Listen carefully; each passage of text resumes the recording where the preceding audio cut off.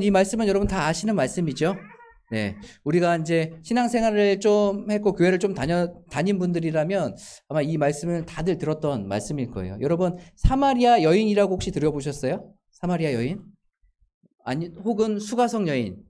이름은 따로 없어요. 그냥 지명에 있는 그 지명에 뒤에 붙여서 그 여인이라고 이야기하는데, 예수님께서 이제 이 여인을 만나는 그 장면을 오늘 말씀에 담고 있습니다.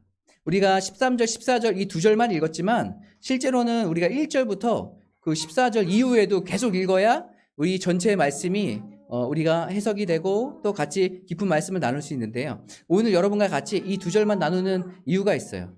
그 나머지는 우리 수련회 때 수련회 주일날 제가 할 예정입니다. 주일 예배 때. 그래서 오늘은 그 1탄이라고 생각하시면 될 것 같아요. 그래서 회복에 대해서 같이 여러분과 나누게 될 겁니다. 우리가 만남을 우리가 중요시 생각합니다. 여러분 만남을 중요시 생각하죠. 만남은 좋은 만남이 있을 수도 있고 안 좋은 만남이 있을 수도 있어요. 여러분 지금까지 살면서 다 그런 만남들을 우리가 거쳐오지 않았습니까? 제가 한 프로그램을 보다가 거기서 어떤 내용이 나왔었냐면 그 신천지에 예전에 빠졌다가 탈퇴를 하고 그 다음에 신천지에 빠진 사람들을 상담으로 도와주는 그런 그 유튜브를 하는 사람이 TV에 나왔더라고요. 그러면서 여러 가지 이제 이야기를 해주는데 이 나왔던 사람이 자기가 어떻게 그곳에 들어갔는지를 설명해 주는 거예요. 신천지에 어떻게 빠질 수밖에 없는지. 여러분, 우리가 신천지 하면은 안 빠질 것 같잖아요. 거기 빠진 사람들, 사이비 종교에 빠진 사람들 보면, 생각해 보면, 저걸 어떻게 믿나. 이런 생각 들지 않아요? 저 사람이 무슨 교주 저 사람이 하나님이고 예수님이라고 하는데, 그걸 왜 믿나? 어떻게 믿나? 지금 생각해 보면 저도 그렇고요. 그냥 표면적으로 그 안에서 있는 사람들을 보면 좀 답답한 마음이 있어요. 저걸 진짜로 믿고 지금 저기 있는 거야? 제정신이야? 막 이런 생각이 들기도 하는데, 이 사람이 하는 이야기가 있는데 어떤 이야기를 하냐면 처음에는 친구가 누군가를 소개시켜 준대요. 상담하는 사람을. 상담하는 사람의 뭐 인터뷰 요청이나 이런 것들에 대해서 소개를 시켜 준대요. 친구가. 그리고 그 친구는 이제 더 이상 얘기 안 하고 살짝 빠진대요. 그리고 이제 그 친구는 이제 없고 소개받은 친구만 그 소개받은 사람하고 같이 이제 교제를 하는데, 그 교제를 할 때에 여러분 그 신천지에서는 연기도 가르친대요. 이제 거짓으로 다 해야 되니까 그 사람이 교수라는 사람을 만났는데 그 사람은 교수라는 사람도 아니었고 상담을 전공한 사람도 아니었고 이런 뭐 조사하는 거, 뭐 논문 쓰는 거 이것도 다 가짜였다는 거예요. 그러니까 자기가 그 신천지에 빠지기까지 만난 사람이 총 6명이에요. 친구를 제외하고 6명. 6명이서 어떤 사람은 교사 역할을 하고 교수 역할을 하고 어떤 상담사 역할을 하고 어떤 사람은 그 상담사에 상담받으러 온 사람의 역할을 하는 사람이 있어요. 그러니까 그 6명이서 똘똘 뭉쳐서 누구 한 명을 지금 뭐 하는 거예요? 속이고 있는 거예요. 속이면서 있을 때 이 사람이 이 한 명을 어떻게든 자기의 신천지로 데리고 가기 위해서 정말 친절하게 대해요. 이 사람이 뭘 하든지 친절하게 대하고. 요즘 그 신천지에서 포교 활동을 가장 많이 하는 곳이 어디냐면 당근이랍니다. 당근에서 싸게 물건 나오잖아요. 그럼 당근 이렇게 거기서 메시지를 주고받잖아요. 또 문고리 뭐 무슨 거래 같은 거 하면은 집 호수도 알려주잖아요. 또 연락도 하면은 전화번호도 알잖아요. 그렇게 하면서 하나씩 개인 정보를 알아가고 거기서 친절하게 이야기하고 이야기 꼬리를 물면서 그 사람에 대해서 이제 알아가기 시작하는 거예요. 그러면 이 사람이 어떠한 사람이고 어디에 살고 어떠한 사람이다라는 것을 이제 특정되면 이제 주변에 아까 전에 6명이라 됐던 사람들이 그 사람들한테 가가지고 막 친절을 베풀고 막 하잖아요. 그것처럼 그렇게 이제 하기 시작하는 거예요. 여러분 당근도 잘 하셔야 돼요. 네. 그런 것들을 이용해서 한다고 하더라고요. 그래서 이러한 잘못된 만남으로 인해서 이 사람이 1년 반 동안 거기 신천지에 빠져 있었던 거예요. 신천지에 빠져 있으니까 나와야 되잖아요. 나와야 되는데 나오기가 쉽지 않은 거예요. 근데 이 사람은 안 나올 예정이었는데 그 부모님이 이 신천지를 다니는 것을 알았어요. 그래서 어떻게 했냐면 먼저 이 아이한테 너 신천지 다니지 이야기하지 않고 상담하는 사람을 찾아갔어요. 이 상담하는 사람이 뭐라고 얘기했냐면 신천지라고 지금 얘기해서 나가게 하지 말라. 왜냐하면 신천지다라고 너 신천지 얘기하면 그대로 바로 전화기를 들어서 신천지 본부에 보고를 한대요. 보고를 하면 대기조가 있어요. 구출조. 그래서 구출조가 바로 집으로 투입해서 이 사람을 데리고 가는 거예요. 보호한다는 명목으로. 그래서 교회에 살고 가족하고 단절되게 되는 거죠. 이것들을 이 가족들이 다 알고 있었기 때문에 상담하면서 어떻게 했냐면 창문에다가 철상상을 달았어요. 그리고 이 이야기를 하기 전에 핸드폰을 먼저 뺏었어요. 핸드폰을 먼저 숨겨놨어요, 아버지가. 그리고 문을 잠가놓고, 그리고 베란다에는 집에서 3일 이상 먹고 지낼 수 있는 식량을 비축해놨어요. 그리고 이 아이한테 너가 신천지에 있었던 거 안다 라고 얘기하니까 얘가 어떻게 하겠어요? 핸드폰을 막 찾기 시작하죠. 왜요? 핸드폰을 찾아서 이 전화를 걸어서 구출조한테 연락을 해야 되니까. 그러니까 핸드폰 찾는 핸드폰이 없는 거 숨겨놓은 거예요. 그리고 안 되겠다. 집이 2층이었대요. 창문을 하고 뛰어내려야겠다고 생각해서 창문을 딱 열었는데 뭐가 있어요? 최철상이 있는 거예요. 그러니까 못 뛰어내려요. 그냥 방에 지금 갇힌 거예요. 문은 지금 앞에서 지키고 있고. 그러니까 어떻게 해요? 거기에서 있으면서 네가 나가려면 상담을 먼저 받아야 된다. 이렇게 얘기한 거예요.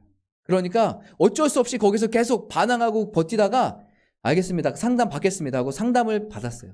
상담 받아도 나는 끄떡없겠지 생각했는데 상담 받고 실체가 드러나니까 그때 신천지가 이런 곳이었구나 그래서 탈퇴하기 시작해요. 그래서 다행히 탈퇴한 거예요. 웬만한 사람들은 다 어떻게 해요? 그냥 너 신천지자 하면은 바로 전화해서 구출조 해가지고 도망가서 가족과 단절되는 그런 상황이 벌어진대요. 제가 그 이야기를 들은데 와, 사람과의 만남이 정말 중요하구나. 친절한 만남, 좋은 만남인 것 같은데 나도 모르게 그 속에 계속 빨려들고 가고 나도 모르게 내가 신천지 사람을 막 돼가고 있는 거예요. 이런 만남 잘못된 만남이 아니겠습니까? 그래서 이런 만남이 되면 안 되겠다는 생각이 들었어요. 그럼 좋은 만남이란 어떤 만남일까? 제가 저번 주에 어디 갔다 왔냐면 높은 뜻 안성교회 갔다 왔어요. 높은 뜻 안성교회에 박용규 목사님이 그 심호하시는 곳에서 같이 가서 교제도 하고 이야기도 하고 만남을 가졌는데 그 안성교회 갔는데 너무 좋더라고요. 건물도 딱 이렇게 건물이 한 3동이 있고 거기에 카페도 차리셨어요. 아예 카페도 차리셔서 카페 바리스타 자격증도 다 따셔가지고 사모님하고 목사님이 거기서 주중에는 이제 계속 계시면서 그 커피 내리시고 그리고 교회 이제 여러 가지 사역하고 근데 관리하기는 쉽지 않겠더라고요. 예초기 돌리고 막 이렇게 하셔야 돼가지고 쉽지 않으실 텐데 하지만 그 딱 보는데 굉장히 그 안성교회에 안정감이 있고 되게 뭐라 그럴까 좋더라고요. 그래서 와 진짜 이런 교회 자연도 또 조용하고 자연도 너무 좋고 하는 그런 교회를 이렇게 보고 왔습니다. 보고 오는데 거기서 그거 본 것만으로 끝난 게 아니라 우리 그 목사님하고 교제를 하잖아요. 사모님하고 얘기를 하잖아요. 얘기하고 교제하는데 얼마나 격려가 되고 힘이 되는지 몰라요. 서로의 교회를 축복하고 또 서로 교회가 더 잘 되기를 원하고 하는 그런 마음들 그리고 어떻게 사는지 이런 얘기들을 하면서 그 교제 가운데에 정말 마음이 뜨거워지고 기뻐지는 그런 것을 제가 깨닫게 되고 느끼게 됐어요. 이런 만남도 좋은 만남이지 않겠습니까? 저에게서도 가장 좋은 만남은 제 아내를 만난 것 아니겠습니까? 아내를 만나서 신앙의 멘토예요. 그래서 제가 어렵고 힘든 일이 있거나 신앙에 고민이 있거나 그런 것들이 있을 때 옆에서 진짜로 직설적으로 바로바로 얘기해 줄 수 있는 우리 신앙의 멘토예요. 때로는 그것 때문에 마음이 상할 뻔도 하지만 그래도 하나님께로 다시 한번 돌아갈 수 있게 하는 또 그 방향의 길을 제시해 주는 그런 좋은 영향력을 주는 그런 사람이죠. 이것이 저에게는 정말로 큰 기쁨이고 좋은 만남이 되는 것 같아요. 오늘 말씀에도 우리 사마리아 여인이 있습니다. 이 사마리아 여인이 누굴 만나요? 예수님을 만나요. 근데 원래 예수님은 뭐예요? 유대인이에요. 그래서 이 사마리아에 들어가지 않아요. 원래 유대인들은 사마리아에 들어가지 않아요. 들어가지 않고 계속 있다가 사마리아 거기 갈릴리로 가려고 그러면은 따로 이렇게 우회해서 돌아가거든요. 원래는 예수님께서 예루살렘에 계실 때에 예루살렘에서 어떤 일이 벌어졌냐면 세례 요한이 그때 막 세례를 주고 있었어요. 그러니까 많은 사람들이 세례 요한을 존경했어요. 존경해서 세례 요한에게 물로 세례를 받기 원했어요. 그러면서 그 안에서 죄사함을 일어나는 놀라운 은혜가 있었거든요. 그러는데 이것을 누가 시기하고 질투하고 누가 방해하고 있었을까요? 바리새인들, 그때 당시에 기득권층, 그때 당시에 성전에서 제사장이라고 하는 사람들이 세례 요한이 하고 있는 이 꼴보기 싫은 이 세례를 늘 감시하고 있었던 거예요. 감시하고 있어요. 왜냐하면 성전에 와서 성도들이 와서 헌금 내고 여기서 제사함 받고 해야 되는데 지금 뭐예요? 세례 요한이 밖에서 외치면서 천국이 가까이 회개해라 막 이런 외침이 있었기 때문에 다 거기에서 막 세례를 받으니까 여기에 성전에 와야 될 사람이 거기에서 지금 세례를 받고 있으니까 어떻게 해요? 못마땅한 거예요. 그러니까 계속해서 뭘 보고 있어요? 염탐하고 있는 거예요. 염탐하고 있어요. 여러분 70년대 80년대 보면 그 안기부 같은 데서 그 자기의 마음에 안 드는 사상이 우리와 맞지 않다고 생각하는 사람들 보면 어떻게 해요? 끝까지 도청하고 그 사람 감시하고 그러잖아요. 그것처럼 지금 뭐예요? 바리새인들이요 주목해서 그걸 계속 보고 있는 거예요. 쟤는 어떻게 하나. 그런데 오늘 우리가 말씀을 읽지 않았지만 이 4장 1절 말씀부터 보면 거기에 어떤 일이 벌어졌냐면 예수의 제자들이 이제 세례를 베푼 건데 예수님의 제자들이 세례를 베푼 일이 세례 요한보다 더 많아졌다라고 얘기해요. 많아졌다고. 그러니까 뭐예요? 이 바리새인들이 감시하는 게 세례 요한뿐만 아니라 지금 누구까지 감시해야 되는 거예요? 예수님의 제자들까지 확산된 거예요. 그러면서 계속 주시하면서 주목하면서 감시하고 있는 거예요. 이것을 예수님께서 아셨어요. 그래서 그들과 대치하고 그들과 싸우지 않고 예수님께서는 어떻게 하기로 마음먹냐면 다시 갈릴리로 가야겠다는 생각이 들었어요. 그래서 예수님께서 갈릴리로 가기로 결정하십니다. 그런데 아까 전에 제가 얘기했죠. 유대인들은 사마리아를 지나가지 않는다고요. 지도 한번 보여주시겠습니까? 지도? 지도가 나왔죠. 맨 밑에 보면은 저 유대라고 써 있고, 그 파란색 화살표 저기 시작점이 바로 예루살렘에 있는 곳이에요. 예수님께서 예루살렘에 계셨습니다. 근데 유대 사람들은 보통 어떤 길을 갔냐면 저 빨간색 길로 갔어요. 그러니까 바로 위로 가면은 사마리아가 있고 갈릴리로 갈 수 있죠. 근데 이 유대 사람들이 사마리아를 지나가기를 꺼려하는 거예요. 싫어해요.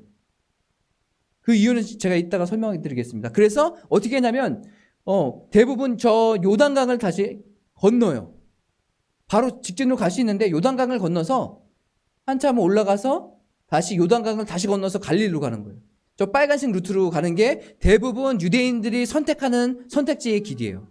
그런데 예수님께서 뭐라고 말씀하시냐면 내가 사마리아를 지나서 가야겠다라고 이야기하시는 거예요. 내가 하겠느니라고 말씀에 나와 있는데요. 이 말씀은 어떤 얘기냐면 반드시 내가 거기 가야 된다라는 뜻이거든요. 그러니까 뭐예요? 지금 예루살렘에서 바로 갈릴리로 올라갈 것이다 라고 얘기하시는 거예요. 유대 사람이라면, 유대인들이라면 가지 않는 길. 왜 유대인들은 이 사마리아를 싫어했을까요? 두 가지 이유가 있어요.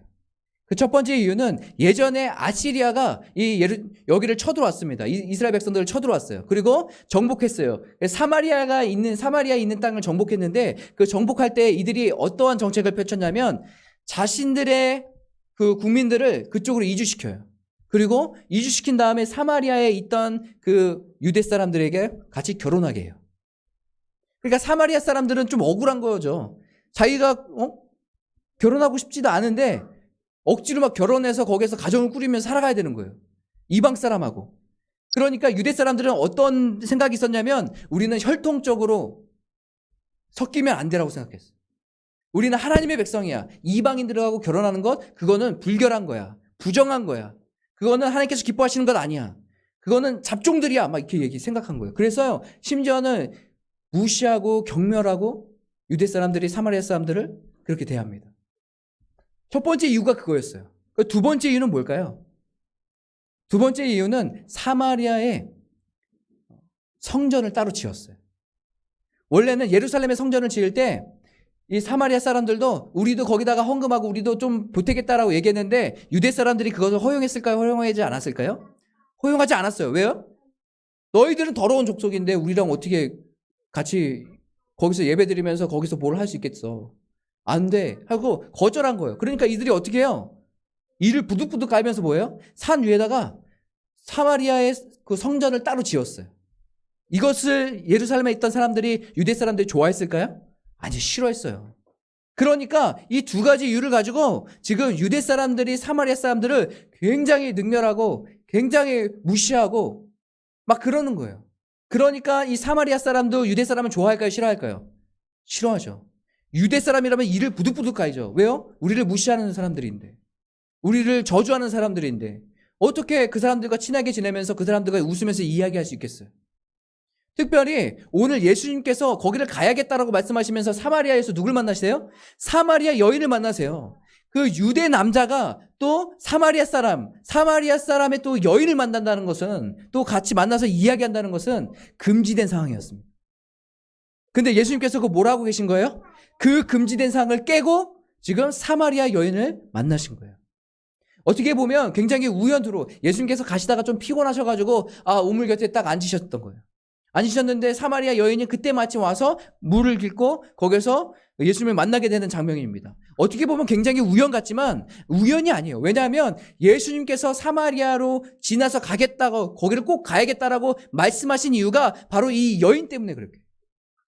이 여인을 만나서 무엇을 하기 위해서요? 복음을 전하기 위해서. 오늘 예수님께서 이 여인을 만나서 여러분 몇 가지 대화를 하십니다. 몇 가지 대화를 하시는데, 우리 금지됐다라고 얘기했잖아요. 예수님과 또 남자와 사마리아 여인이 만나서 이야기하는 금지된 상황인데 예수님 그것을 깨셨어요. 예수님께서 그 말씀을 보면, 그 사복음서에 보면 그런 깨는 것들이 굉장히 많아요. 여러분, 나병 환자 부정한 사람이잖아요. 그래서 나병 환자를 부정한 사람인데 만지면 어떻게 해요? 본인도 부정해져요. 그래서 그것을 안 해요. 금지해요. 그런데 예수님께서 어떻게 하십니까? 그 나병을 환자를 만지셔서 어떻게 해요? 그 환자를 고치세요. 뭐예요? 지금 그 금지된 것을 예수님께서는 깨셨어요. 그리고 어떻게 하십니까? 그 부정한 것을 본인에게 갖고 오셔서 본인 안에서 정결하게 하세요. 이것이 바로 예수님이세요. 오늘 이 사마리아 여인과 이야기하면서 금지된 것을 깨기 시작하는 거예요. 사마리아도 진정한 하나됨, 진정한 하나님의 나라가 이루어가려면 사마리아도 반드시 복음이 들어가야 된다는 것이에요. 그러면서 그 안에서 지금 이 예수님과 사마리아 여인이 만나게 되는데, 오늘 예수님이 뭐라고 말씀하십니까? 물 좀 주세요라고 얘기하죠.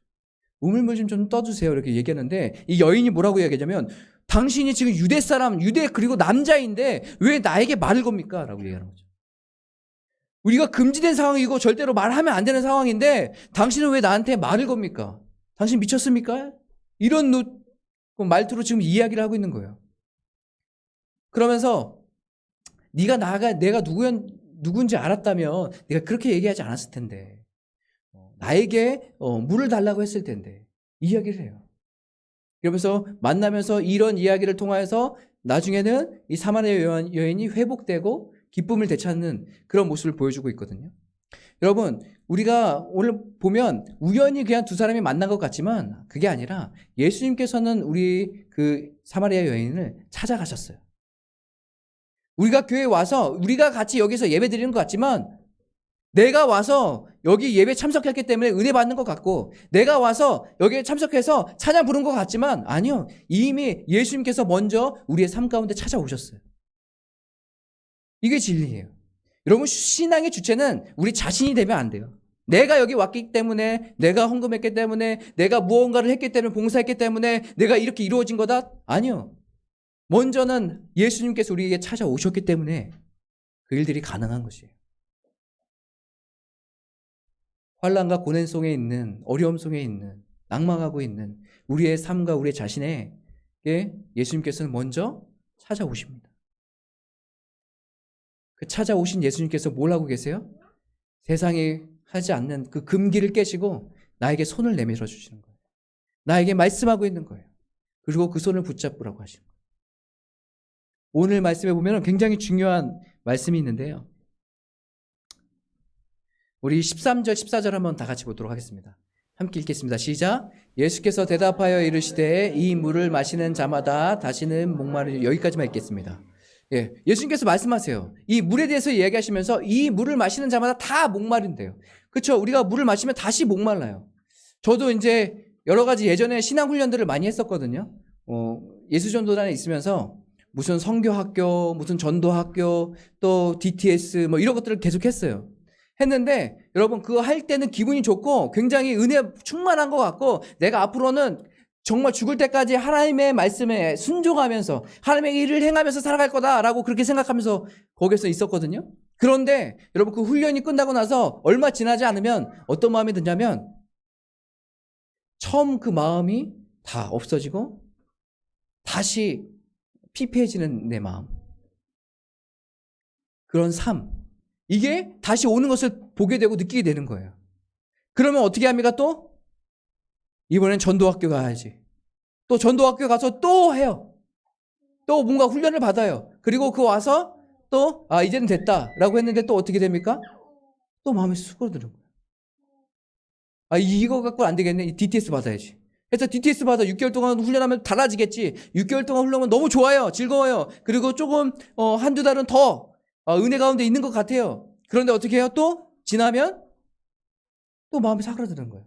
상황과 여건과 환경을 보면서 또 내 마음이 낙심과 좌절되는 그런 모습들이 계속적으로 우리에게 나타나는 것이에요. 왜 이런 일이 있을까? 정말 DTS 받고 훈련 받고 그런 거 좋은 거예요. 좋은 건데 왜 그럴까?